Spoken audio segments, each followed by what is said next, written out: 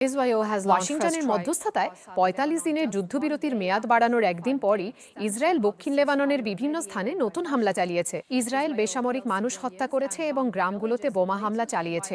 কূটনৈতিক ঘোষণার পরও প্রকাশ্যেই যুদ্ধবিরতি লঙ্ঘন করেছে।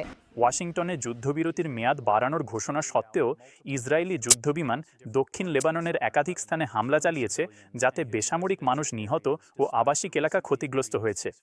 লেবাননের স্বাস্থ্য মন্ত্রণালয় জানায়, গত ২৪ ঘন্টায় ১৮ জন নিহত ও ১২৪ জন আহত হয়েছে। স্থানীয় প্রতিবেদনে বলা হয়, জনবসতিপূর্ণ এলাকায় সরাসরি হামলায় পরিবারগুলো ধ্বংসস্তূপের নিচে আটকা পড়েছে এবং উদ্ধারকর্মীরা সাড়া দিতে হিমশিম খাচ্ছে। ইসরায়েলিরা পুরো পাড়া ধ্বংস করে দিয়েছে। এটা সম্পূর্ণ ধ্বংসযোগ্য।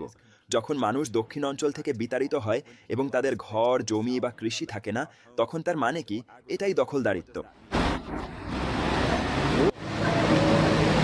লেবাননের রাষ্ট্রীয় সংবাদ মাধ্যম জানিয়েছে, তাহরির ফালসাইয়ে অন্তত ৩ জন নিহত হয়েছে। নিহতদের মধ্যে এক নারী, তার ছেলে ও এক প্যারামেডিক আছেন। সিভিল ডিফেন্সের উদ্ধার কাজ চলাকালে আরও ৫ বেসামরিক আহত হন। হাবুসে অন্য হামলায় এক দম্পতি নিহত হন। উদ্বাস্তুরা বলছেন, বারবার হামলার কারণে তারা আতঙ্কে আছেন, যুদ্ধবিরতি সত্ত্বেও।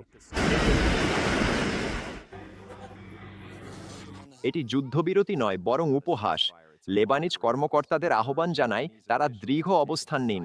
হয় পুরো লেবাননে ইসরায়েলি আগ্রাসন বন্ধ করুন, শুধু দক্ষিণ বা বৈরুত নয়, নয়তো যুদ্ধ থামাবেন না।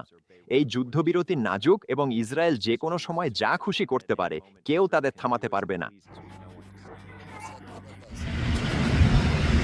ওয়াশিংটন সমর্থিত আলোচনা চললেও দক্ষিণ লেবানন বিমান হামলা ও উচ্ছেদ আদেশের মুখে রয়েছে, যেখানে সাধারণ মানুষ সংঘাতের মাঝে আটকে পড়েছে। কাগজে কলমে অগ্রগতি হলেও মাটিতে লড়াই বাড়ছে, যা লেবানন কর্তৃপক্ষ ও বাসিন্দাদের মতে যুদ্ধবিরতির সম্ভাবনা নষ্ট করছে।